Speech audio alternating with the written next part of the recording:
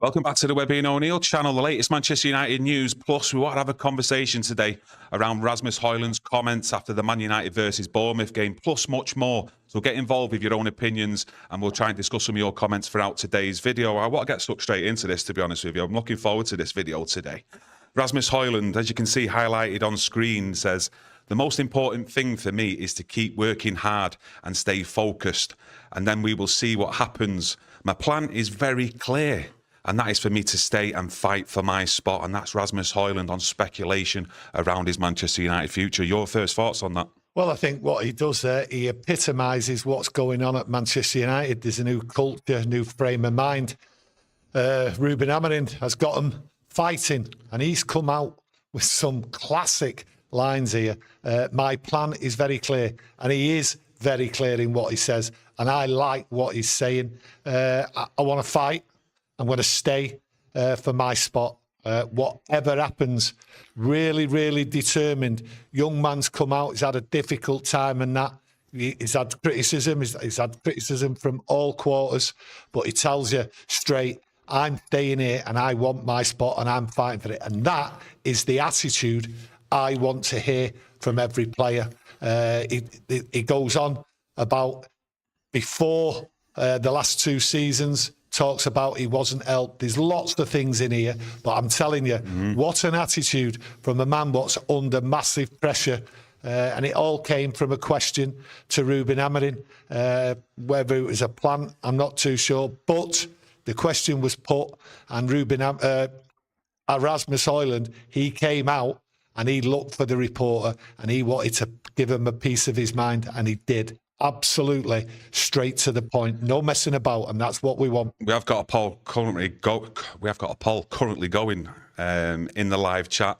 Will Højlund stay at Manchester United this season? Yes, no, and a loan move. So please get involved in that. Have your say, and we'll discuss at the end of the video what the actual results of that is. But Ruben Amorim as well, I will get it up on screen so you all can have a read together. He says, "I'm really happy with Rasmus, but I don't know what is going to happen until the end of the market."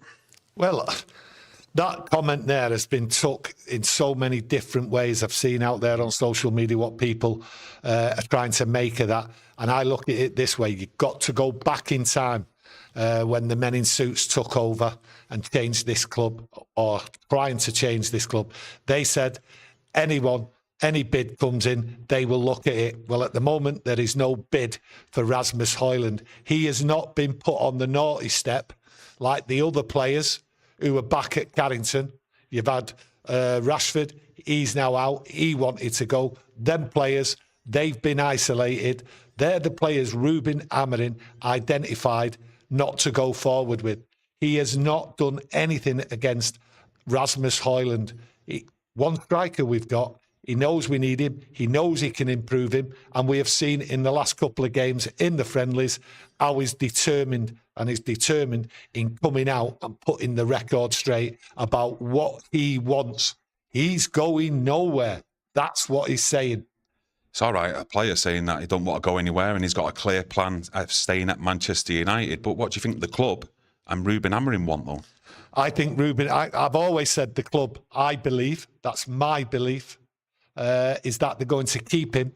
Ruben Amorim was brought in to improve these players, and everyone has seen with their own eyes. He's not only improved the play on the pitch, he's improved the attitude, everything within inside this squad. So for me, he believes he can teach Rasmus Højlund a better game, to be more involved and improve him. And I believe that. Lots of other people believe that. And that's the way it's going to be. And I do believe the club have no plans to sell him. They want to improve him. Ines Fuchsia from our members club says, "I really like the idea of Šeško. He scores some really good goals and he's a threat in the air." Paul Haggerty as well from our members club. "You cannot criticise Højlund for the lack of effort, but it still remains to be seen if he can make the grade at Manchester United." And I do actually align with that comment, mate, to be honest. Can he make the grade? Well, look at the grade he's been playing with. Who service him? Okay, Anthony Martial, cast your mind back. Okay, I don't need to remind you about Anthony Martial. That's who the centre-forward was when he came in. So I can go on about Anthony Martial, about his attitude, his performances, and his so-called injuries and everything. That's who he had to look up to. And then you look at the players, what are being moved on with their attitude and everything surrounding him. You know, your Rashford, your Anthony, your Garnacho. Did they really supply Rasmus Højlund? That's who he was looking up to when he first come to the club. Okay, Anthony Martial. Yeah, I've got to also look at it last season. There's no excuses for Rasmus Højlund in the performances, especially the goal tally he ended up coming out with, just like all the other players in the squad. But, you know, in the last couple of games, he does look like a different player, just like with everyone else in that squad. They all look different, absolutely different, and we all know why. It's been explained. Listen, Ruben Amorim has explained what's gone on, what the changes are and everything. We've all demanded the change. We've got the change, and you can see the change. When you see, and I think most of you would have seen Rasmus Højlund speak, there's a change. And all the other players after the Bournemouth game, and even before the Bournemouth game, you can see a different attitude. We spoke about Luke Shaw the other day, how he came out. He's clear on what he's got to do and what he's got to do to get in the team. He knows what he's got to do, Rasmus Højlund, and he has come out with it. He's going to fight. That is what you want. He's a young man. He's had a difficult time. Listen, all the blame isn't on other players. Rasmus has had faults, but he can improve. Patrick Shields, thanks for Super Chat. He says, thanks for the late videos yesterday, gents. Much appreciated, mate. Thank you. Feel a little bit more revitalised today. I won't say I'm at a top snandard, probably just my usual standard, but we do feel wide awake today. So keep getting involved with your opinions as well so we can discuss them. David Dewsnip says, there's a player in Rasmus. I've seen it. Yeah. Not for a while, but his confidence was shot. Problem is, we can't wait in the hope he gets back to form.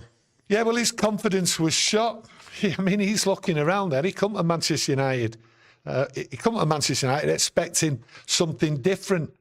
He come to Manchester United and it was just full of rot, you know, ready to be swept away.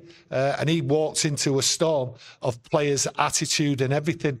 The club was even getting changed, took over by Sir Jim Ratcliffe and everything. It's all changed. Well, it's all changed now. Okay, and under the tutelage of Ruben Amorim, he's there to change these players. He warned them. Okay, they all knew. 5 weeks, most of them had off. He told them, "You're coming back in. You be prepared because you're going to work hard." Well, Rasmus Højlund is telling you is to fight. That's what he's saying. He wants to fight. He's staying, and he thinks he can be the centre forward. Unfortunately, it's not worked out for him. But there is a player, I agree with the comment, there is a player there in Rasmus Højlund. Now, that player, Rasmus Højlund, will improve because there is players around him what have been brought into the club, okay? Kuna and Bumo, they are going to improve him. They will improve anybody, to be honest with you. And that's what Rasmus wants. He wants people to help him. He's been isolated. He's been isolated. He talks about that. Not every game, though. No, not every game. Look, you can point to some games where he has been isolated and you've had the likes of Garnacho, Rashford, other players in that group as well, where they've been too greedy. They've not looked for the runs of Rasmus Højlund. But you've also seen games there where he's in and around the penalty box and he's just making straight runs. There's no diagonal movement from him to try and get in front of the defender when crosses are coming in. And some of the finishing hasn't been good enough. We know that. And that goes down to confidence. And his confidence was shattered. Absolutely shattered. And why wouldn't it be? He talks about he never had the help on the pitch. Just to rewind a little bit here, when we first signed Rasmus Højlund, I think the overall view by a lot of fans that we speak to here on a match day and just in general was that he wasn't the finished article, Rasmus Højlund. He was signed based on potential of what he might be in the future. Yeah, he was signed on potential. But when you've got potential, you want players who are prepared to work hard, okay, and prepared to look after the youngsters. You didn't have that.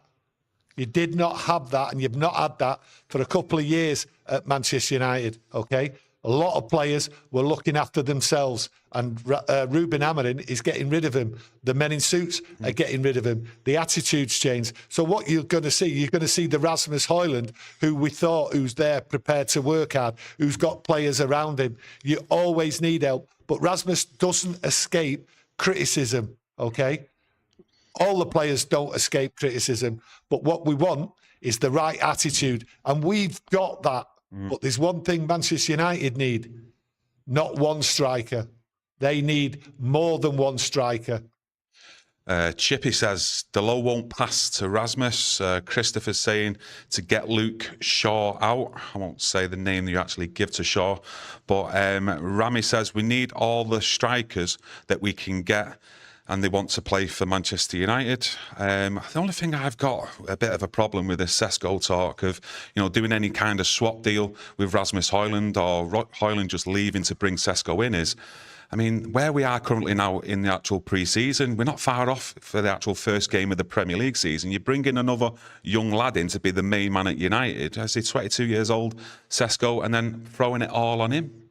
Well, if you bring in somebody in, you want him in days, to be honest with you, because Ruben Amorim has always gone on about, I need time to work with my players. Now, he's got that, and we've seen the benefits of it, okay? It's pre-season, but you've seen a different United, different way they play, okay? The fitness and everything. So you want him in the next couple of days.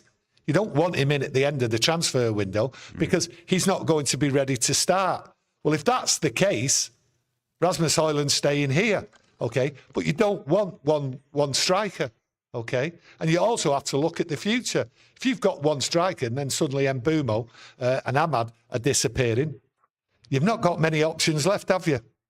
That's how I look at it. There is no thought in my head that Manchester United are looking to get rid of Rasmus Højlund and lead them short with a young striker who's going to take time, and I mean he's going to take time to get used to this Premier League and also the change of country and everything what goes with it. Mick Cypher, thanks for your super chat.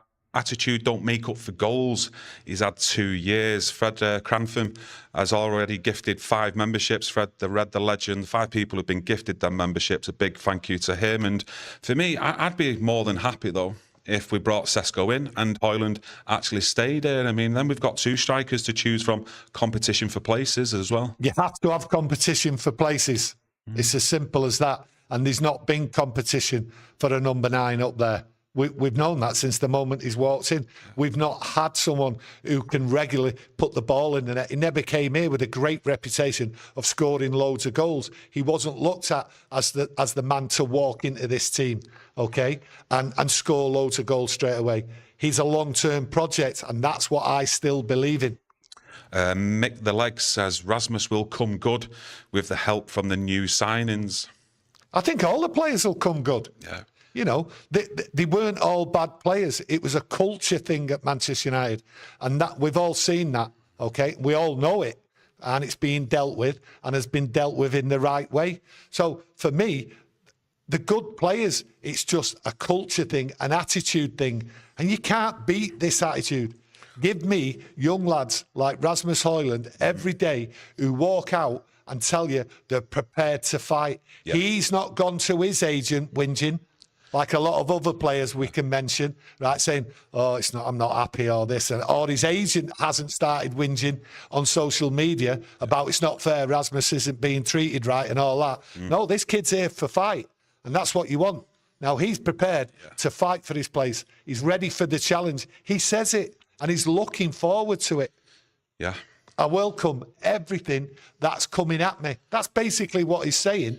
And the thing is as well, for such, well, I'm not going to say such a young lad trying to make excuses, but based on last season, poor it was from Højlund, he's willing to stay here and fight for his place. And that should only give United fans some confidence, surely, that we've got a player there who's looking to make that fight, because there's a lot of pressure going on him as well, but he surely knows that. I think with the added players, what we brought in, Kuna and Mbeumo, right, they're going to fight. They're going to fight. They're going to help Rasmus, but they're going to help the whole team.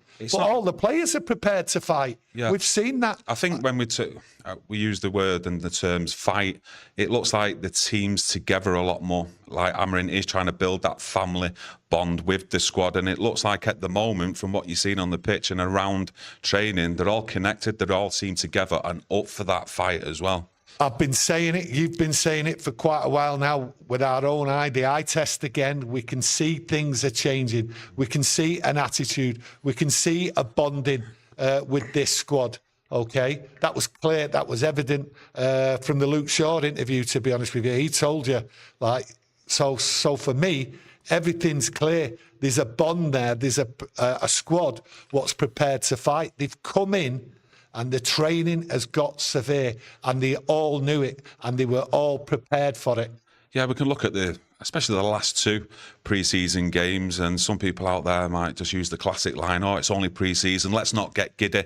But I think what struck a lot of Manchester United fans is the raise in intensity from all of the players in working hard for each other, and some good passages of football as well, some first-time balls, 1-2 touch football as well, and getting that ball up the pitch. Well, you see, when you go into the pre-season, you want to see a change. It's not about, and I did say, I'm not bothered about the score lines. Okay, yeah, it's great to win and that, but if it loses, what you want from a pre-season friendly is seeing something different. And Ruben Amorim says this looks like a different team. Now, it's clear with the eye test, it's a different team, it's a different attitude, and that's what you want to see. There's a fitness that people want the ball, they want to work hard, they want to work for each other, and that's what pre-season is. So when we see, and we do see comments like, whether they're being sarcastic or not, I'm not too sure. But when they talk about, oh, it's only pre-season, nah, it's not. KA says, you're making excuses for Højlund. He's had 2 seasons to prove it. We're not a charity. He is a poor striker. I'm not disagreeing in the fact that he'll be the main man in the future for Manchester United. I've still got my reservations about that. But his first season was at 16 plus goals in all competitions, coming in to be the main man at Manchester United. I mean, can he get back to that form? I mean, let me know out there what you think. What are you expecting goal-wise from Rasmus Højlund? I'm thinking maybe 15, 16 possibly in the Premier League. That's what we should be looking for as the main man for Manchester United, especially with the likes of Cunha and Mbumo coming in. If they can keep that intensity up as well, form some more passages of play like we've seen in pre-season, Rasmus Højlund should be getting 15 goals at least in the Premier League next season. Well, he says he wants the competition. He's looking forward to it. It's going to sharpen me up. And that's what you want. You've not had competition. I did say, and I've said it a few times, you look at a lot of them players, right, from last season and probably the season before, right? Some of them players just walked on that pitch thinking, I'm always going to get picked. And we know who they are, or you can debate it with us on here, right? But players, they didn't have the competition, okay? And that's been the problem. The competition is here now, but also what will happen, okay, because of the signings, the 2 signings we've made, and if we make the Šeško signing, that's great, but he's ready for it, and every player should be ready for it. That improves any player when you've got competition. Now tell me, if Šeško signs for Man United and we get rid of Rasmus Højlund, where is the competition for Šeško as the lone striker? Who, by the way, we need him in now. And if we don't get him in now, he won't even be ready, right, until after the international break, because he certainly won't be ready for the first 3 games. So where's the competition there? Getting rid of Rasmus.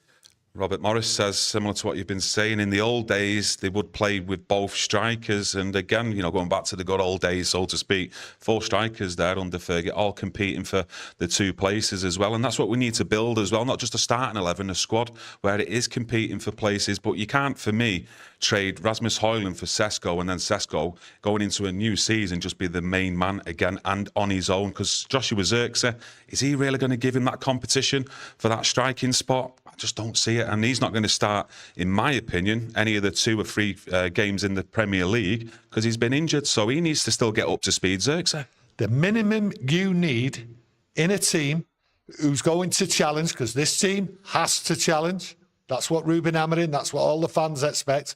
You need 2 strikers, okay? And one of the main reasons you need 2 strikers is the intensity of the game. They're not playing 90 minutes. They're playing 100 minutes and more. That's how the game is going. So you need 2 strikers. Stephanie's give the comment of the day, in my opinion, up to now. Flexible front three, sharing the goals is the answer going forward. Pardon the pun.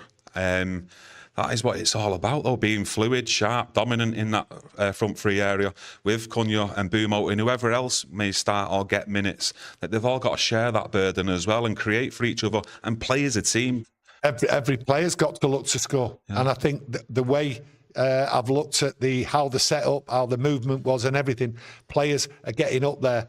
Players you want to see Mason Mount when he gets on the pitch, for him to score. You want Mainu to put some balls in the net. That's what you want. And then obviously Cunha and Mbumo, that's obvious. They're goal scorers anyway. So the challenge is there, not just for Rasmus Højlund, it's for the team. The midfield has to move up. They have to score goals and they have to produce. The more they go forward, the more space is created. And that's what you will see for Rasmus Højlund. He has been easily marked because he's been left up on his own. He's not done himself a lot of favours, got to say that, okay, when he's been up there. His movement has been poor, but I still put that down to a lack of confidence in some games. Fred Cranham says, smash that like button, guys. It helps the channel out. Thank you. And subscribe if you're new. Thanks for doing my job, my mate. Mark Roberts from our members club says, the saying is, fellas, you got one or a few bad apples in the bunch, it makes the others rotten. Amorim is plucking the bad apples out and then the fruits will flourish. And one of the things I have noticed over the last couple of games is there's not any of the players that I've noticed who are just trying to look to do things individually. You know, instead of making that right pass, like we've mentioned a few times now, they're all looking to play it first time and play as a team, which we probably haven't seen for the last few years. You're looking at Garnacho, maybe, Rashford, Anthony, of the likes have been playing in them forward areas. It's like they're holding on to it for far, far too long, trying to beat a man when really they should be passing to a teammate. No, not a teammate. They should be passing and putting the ball through for Rasmus Højlund. And that's one of the faults, what's been going on. Rasmus hasn't received the ball when he has made runs. Well, if you keep making run after run after run, which he has done, which don't get highlighted by the media or people, okay, then you kick right off, wouldn't you? If it was you in your Rasmus Højlund shoes, like I say, no excuses for Højlund. You know, there's some games where he should have put a lot more in and been better.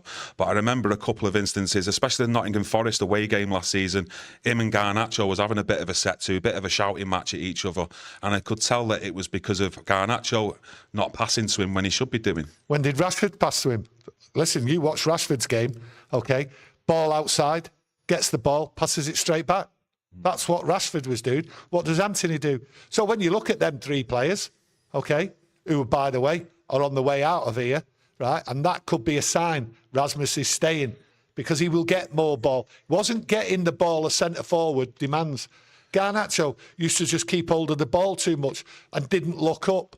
How many times did people come on here and criticise Garnacho for not looking up and just shooting? Well, if you're a centre-forward, you're expecting one-touch football straight away to anticipate. Scored a goal the other night. Do you know why he scored the goal? Because he anticipated the cross coming in. His movement, he got rid of the centre-half. Well, how many times has he had the space as a centre-forward? Simply Dread from our members club. I'm no Rasmus fanboy, but he's young, hungry, and I've seen worse at OT. Max Lowe says, I'm getting fed up with all this. We need more strikers. Oh, I'm getting fed up. We need more strikers.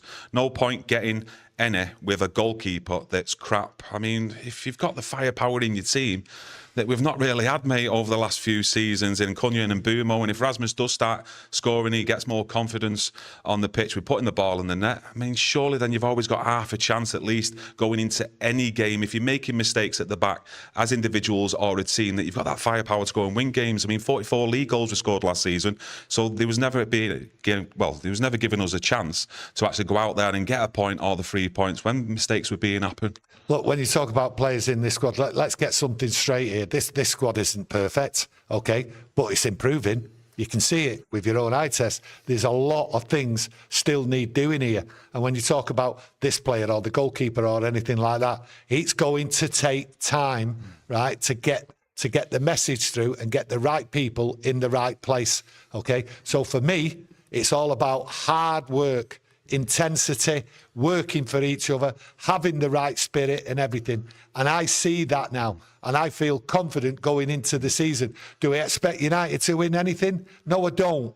Okay? But what I expect is an improvement, right? And for people to watch United and want to watch United with anticipation of having a good team in front of you and putting on a good performance. And I do believe that. Won't all go plain sailing. Not a chance. There's still lots of work to do. We're not going to turn it round in 3 months.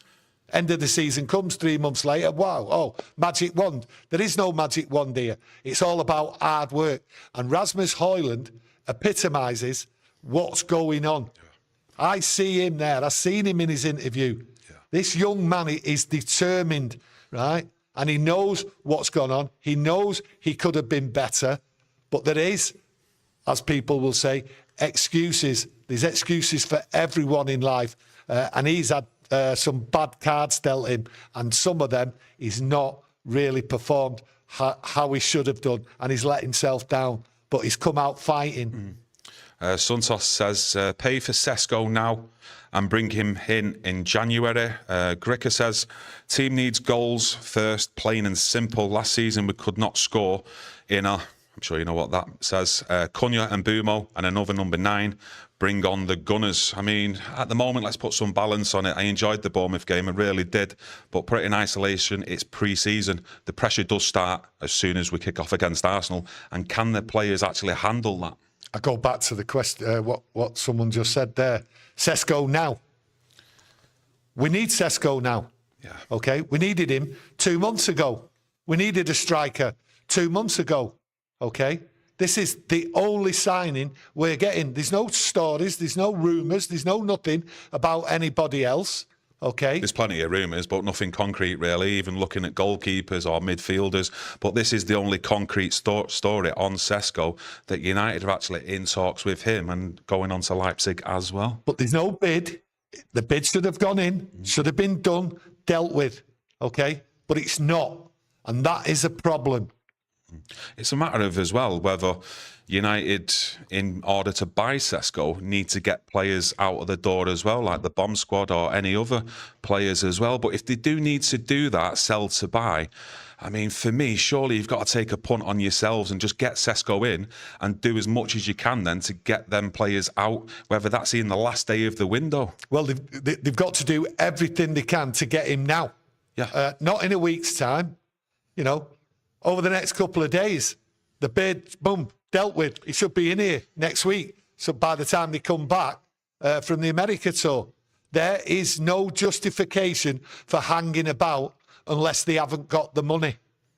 Now, there is no justification. If they haven't got the money, they can't buy him. So I go back to what we've said for months. United are targeting 2 players to bring in. And then after that, it depends on sales. And that is exactly how it looks now. If anyone can explain to me why United haven't bid for him, okay, and put the money down, then please explain it, because I don't understand it any other way from what I've been understanding from Ruben Amorim, from the men in suits, about money being tight, that we have to get sales in. They've all said it, and that's what we've repeated on here. And it's looking that way. 3 signings maximum, and the third one depends on sales. Now, people will say, we're going to get 5, we're talking rubbish and all that. But as I sit here now, that is the strategy, and that is all we're getting. Yeah. I might be wrong. No, of course. But it don't look like it. With Benjamin Šeško, I mean, you've got some reporters, journalists out there saying he is favouring a move to Manchester United more than he is Newcastle. But again, the longer you leave this and it's not done and wrapped up in a matter of days, I mean, if Newcastle do come in with a concrete bid, he might choose Newcastle over Manchester United, because I've just seen some breaking news there as we're talking, and Newcastle have rejected a formal bid from Liverpool for Isak. I mean, how long can they hold off any more bids from Liverpool? If Isak goes over there, surely all their attention will turn to Šeško. Well, how long can Šeško hang on? He wants his future sorted. Is he prepared to wait? You know, people are talking about, like, right up to the deadline of the transfer window. Can he wait to sort his future out? He's 22. He wants to get on with it. Whether it's Newcastle or Manchester United, he needs to sort his future out. And I'll tell you something now. I wouldn't wait till the last minute to sort my future out. I would have it well prepared. And I think Šeško here might shock one or two people here. Yeah, I'm not too sure what the actual bid is, what Liverpool have put in. But again, you know, to me, this does concern our efforts in trying to sign Šeško. If he is offloaded Isak to Liverpool, they will fully concentrate on bringing him there. So for me, United have got to move fast. I can't see any of this, how long it took with Mbeumo, roughly 5 weeks. We need them to act fast now if they really do want Benjamin Šeško in. Well, Newcastle, they're not sat on their hands. They are not sat on their hands. They are looking. They've spoken with Šeško and all that. He's clear on what deal is to be made, and he's just like hanging on, hoping United come in. That's how you look at it. A lot of people out there look at it. That's how I look at it. But he's not going to hang on, and Newcastle won't hang on. Okay, they're not going to get rid of Isak without having a centre forward in. So they are going to push. Behind the scenes, Newcastle will be pushing for the centre forward. And they've already spoken to him. They know, Šeško knows, the club knows the situation. He's not going to wait. You're a fool if you wait. Yeah. Fred Crantham has gifted 5 memberships, along with Marcus Stevenson as well. Both of you, absolute two legends. The 10 people who've been gifted their memberships, a big thank you to those two. Just going back into the chat, Pug List Specialist says, Simon Stone said we don't need to sell to get Šeško. It's something we was actually discussing before we come live. Well, if that's the case, okay, because we don't really know the truth, okay, but if it is the case we don't have to sell, then explain to me, because I just don't understand it. Ruben Amorim wants time with his players. He wants them before the pre-season or before they go over there. Okay, he's got his players in. If they've got the money, well, we want a centre forward. Listen, it don't make sense considering. It doesn't make sense. If they have got the funds there and they don't need to sell to buy, really, Šeško should be in now or in the matter of days, because of how close we get into that Premier League season. And like you've just mentioned there, how many times have we heard him saying he needs time with his players before he goes into the new season? Can't be the transfer fee, because I've said it. Yeah. 65 million, 70 million for a forward, what scores goals. That's fine. That's average. That's going to be commonplace. Next year, it'll be 80 million. That's what's happening in football. So to pay 70 million, but I see people outraged, oh, that's too dear and all that. No, it's not. It's not too dear. It's the average for a decent player. Yeah. Now, at the moment, Šeško is a decent player with a lot of potential. Yeah. 70 million on the table, no problem. They're trying to have United's pants pulled down, though, with that sell-on clause. I won't be happy with that, you know, paying like the 65 million, 70 million plus add-ons and then a sell-on clause as well. I mean, it's like they're trying to break through that £100 million barrier, aren't they, with that potential sell-on clause as well in the future. I'm not too sure if you can rely on that story. I'd that right out. Yeah, I'm not too sure. You know what I mean? That is not holding the deal up. There's the money. That's what it is. United have put the bid in, but they haven't. You put the bid in. That's what we're giving you. Okay? That's the pressure.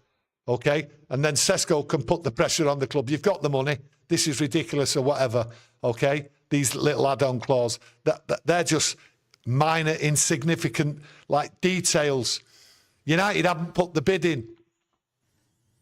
And if they're not relying on sales, then why haven't they put the bid in? This is baffling to me. And I can't square it with all the stories out there, right, that we've got the money. I just don't see it. Anything more to add, though, before we wrap up? Yeah, I just look at it. The centre forward is the only signing. A lot of people won't be happy with that, but it just looks that way. If we do need more players, there's no two ways about it. But I look at it this way as well. If you bring in too many players in one go, that could be detrimental to what's going on in the squad. Change will come gradually. And I think with Ruben Amorim, he's got this team, he's got the spirit, he's got the club, he's got everyone behind him in there. And the most important thing, the players, the squad are behind him. I'm so optimistic that I'm going to see a different Man United.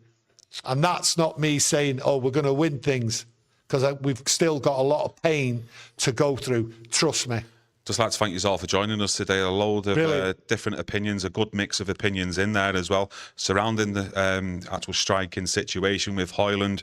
We did do a poll earlier on in the live chat asking, will Højlund stay at United this season? 78% have said yes, 15% no, and 7% have said he will get a loan move. So thanks for getting involved in that. Please continue the conversation as well in the comment section. Yes. Smash a like on today's video as well to help support the channel, and subscribe if you're new. We'll be